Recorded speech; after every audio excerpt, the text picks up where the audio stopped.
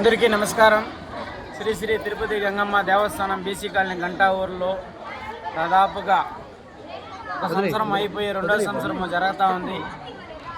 పోయిన సంవత్సరం నుంచి ప్రతి ఒక్క మంగళవారం కానీ, శుక్రవారం కానీ, పౌర్ణమి కానీ, అమావాస్య కానీ అమ్మవారికి నిత్య పూజ జరుగుతుంది. అట్లే అన్నదానం కూడా జరుగుతూ ఉంది.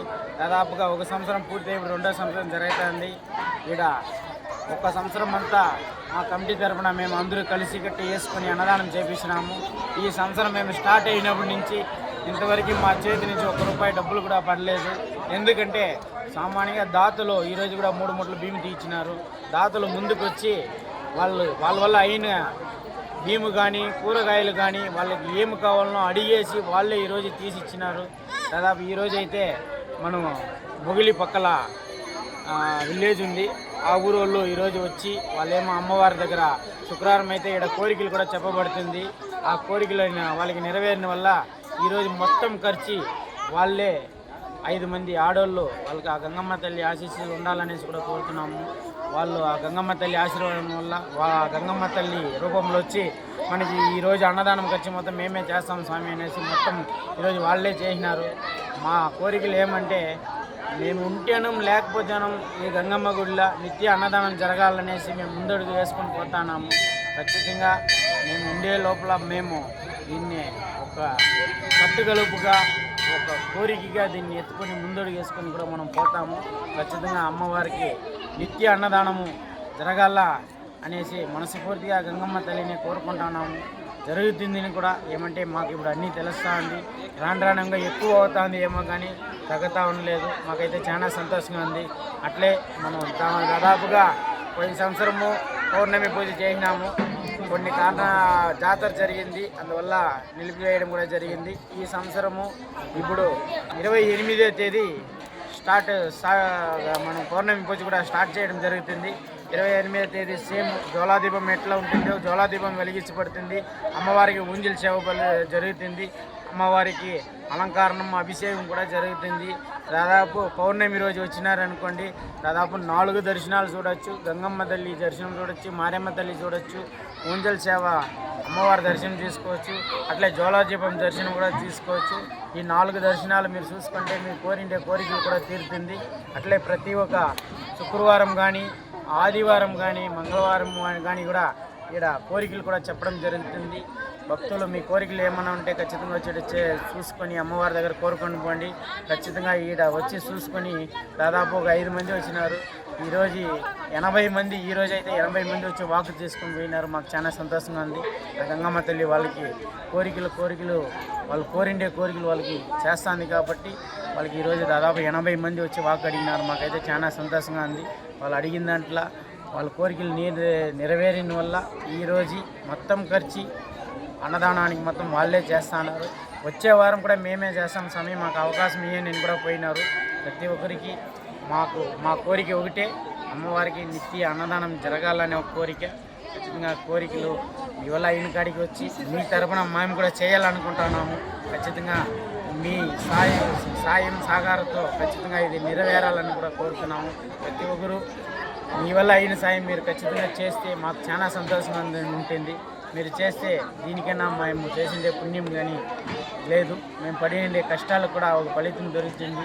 ప్రతి ఒక్కరు దాతలు ఎవరైనా ముందుకు వచ్చి మీ వల్ల అయిన సాయం మాకు డబ్బులుగా వద్దు, ఇది భీముగా పప్పుగా ఏదో వస్తువు రకంగా తీసిస్తే మీ తరపున చేపిస్తాము, మీకు కూడా పుణ్యం ఉంటుంది. చూడండి, దాదాపు చిన్నపిల్లల నుంచి పెద్దోళ్ళ వరకు అందరూ కడుపు నిండుగా అన్నం తింటూ ఉన్నారు.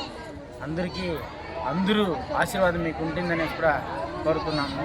అట్లే ఇక్కడ జరిగే ప్రోగ్రామ్నే మా మీడియా సోదరులు ఎంతో ఇదిగా ఎత్తుకొని పోతున్నారు. అందువల్ల మా గంగమ్మ గుడి తరఫున, మా కమిటీ తరఫున, మా మీడియా సోదరులు కూడా మనస్ఫూర్తిగా ధన్యవాదాలు తెలుపుకుంటాము.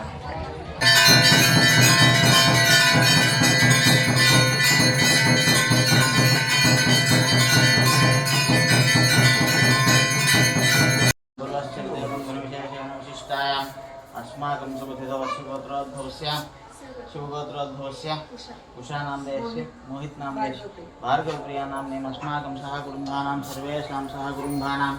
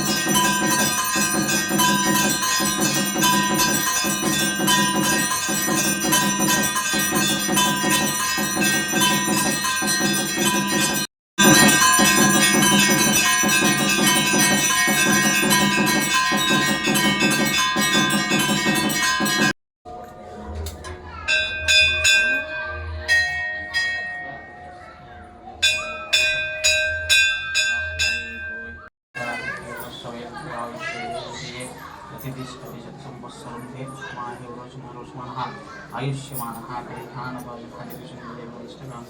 తెలుస్తూ మనోవాంఛిత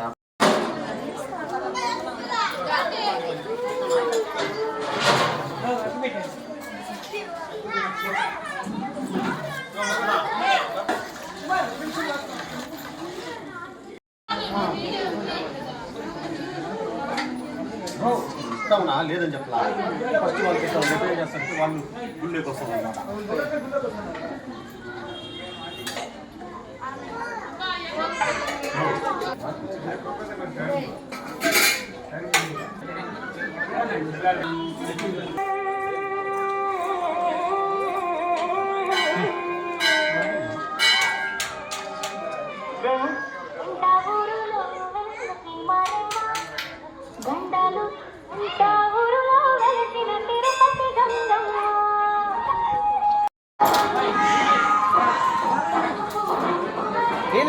కేసరి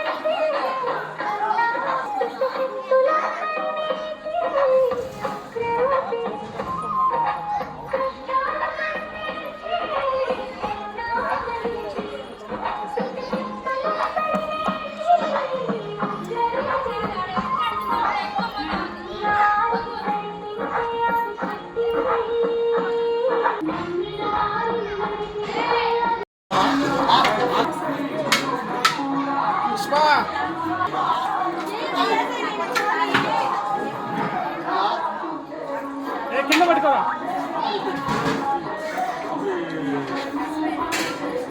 దానికి ఉండాలి.